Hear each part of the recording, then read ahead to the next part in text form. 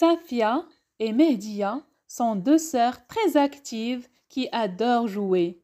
Chaque semaine, elles demandent à leur père de les emmener dans un parc ou une salle de jeu, mais leur père est souvent occupé à jouer aux cartes avec ses amis le dimanche. Un samedi, leur père accepte finalement de les emmener au parc de la ville. Safia et Mehdia sont ravies. Elles jouent sur les balançoires, les toboggans, les murs d'escalade et les jeux de ressorts. Elles s'amusent sans relâche et se font même de nouveaux amis. Mais le soir tombe et le parc s'apprête à fermer. Les sœurs attendent patiemment que leur père vienne les chercher, mais celui-ci, absorbé par son jeu de cartes, a complètement oublié ses filles.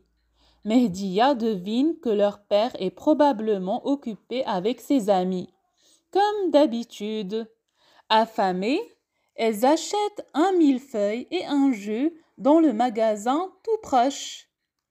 Heureusement, Safia et Mehdia ne sont pas perdues. Elles connaissent bien leur quartier.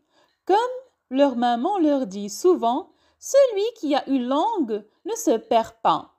Elles se mettent alors en route pour rentrer seules à la maison. En chemin, elles demandent au gardien du parc de leur indiquer la route jusqu'à l'épicerie près de la librairie. Grâce à ces indications, elles reconnaissent leur quartier et trouvent leur maison. En arrivant, elles découvrent leur maman tourmentée de leur retard qui les attend devant la porte. Elles appellent leur père qui s'excuse sincèrement d'avoir oublié de venir les chercher, pris par son jeu de cartes. Fatiguée et couverte de sueur, après cette journée pleine d'aventures, Safia et Mehdia prennent une bonne douche et vont se coucher. Elles font de beaux rêves et se préparent à retourner au parc le lendemain, dimanche, mais cette fois-ci, elles iront et reviendront toutes seules comme des grandes.